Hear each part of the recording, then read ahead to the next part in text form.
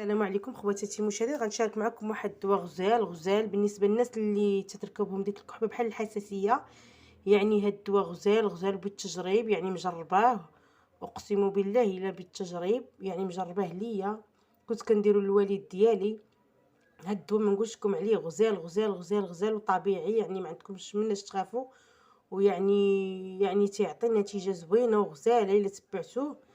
عندنا هنا على بركة الله، عندي هنا واحد 6 ديال الفصوص كبار ديال الثومه البلديه الحمراء، عندي واحد 2 معالق كبار ديال السكر كلاصي، عندي هنا الشريحه البلديه، يعني خديت واحد 250 غرام، عندي هنا العسل الحر ديال الزعيطره او اللي عندكم. كما قلت معكم عندي هنا العسل اللي عندكم انا عندي هنا ديال الزعيطره. كما شفتوا هنا خديت النصف ديال الكميه ديال الشريحه، يعني خديتها هنايا كما شفتوا معايا، غسلتها وقطعتها وزدت عليها واحد الكاس ديال الماء ديال العنبه، وزدت مع واحد المعلقه ديال الزعتر حتى هو غسلته ورميته معاه كما كتشوفوا. دابا غنحط هاد الشريحه على نار مهيله حتى طيب ليا مزيان، وغادي نوريكم الطريقه كيفاش غندير ليها. كما شفتوا معايا هاد الثومه، ملي الثومه دارت واحد شويه غلات في ديك المياه، هانتو دابا غادي نزيد هاد التويمه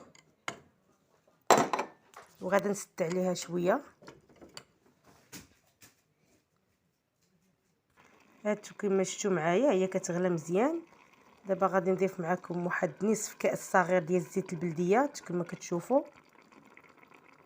هانتو كما شفتوا معايا دابا هانتوما الشريحه والثومه تبارك الله راه حتى غير حتى يطيبوا. دابا غادي نضيف معكم السكر كلاصي.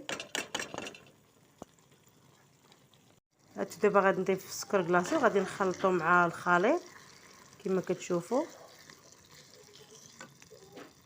هانتوما كما كتشوفوا كنخليوها حتى تعسل مزيان، وغادي نحيدها من فوق النار ونوريكم ملي غادي نزيد مع العسل نوريكم الطريقه ديالها. هانتوما كما كتشوفوا معايا، هانتوما بعد ما طابت ديك الشريحه والثومه، هانتوما كما بعد ما طابت ديك الشريحه والثومه كما كتشوفوا عسلتها. هانتوما كما كتشوفوا معايا دابا غنخليها تتبرد وغديروها في شي قرعه وديروها في باب الثلاجه. غتبقاو من الصباح على الريق تاكلوا عاشق كبيره، ملي تبغيو تنعسوا ثاني تاكلوا عاشق كبيره. ما نقولش لكم النتيجه زوينه ديالها.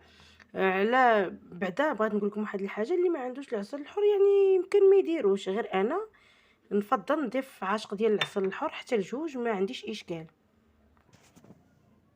هانتو كما شفتوا معايا، هانتوما انا ضفت واحد الملعقه كبيره ديال العسل الحر، غادي نخلطها مع هذا الخليط وغادي نخليه حتى يبرد كما قلت لكم، وغنديرو في قرعه تكون ديال الزاج، وغادي نديرو في باب الثلاجه. هانتوما يلا الله يجيب الشفاء لكل مريض، وما نقولش لكم راه بالتجريب والله، وكنعاود نحلف لكم بالله حتى يعني النتيجه ديالها غزاله. ما تنسوش تدعموني باللايك وتعملوا الجرس باش ناتيكم بالجديد. شكرا.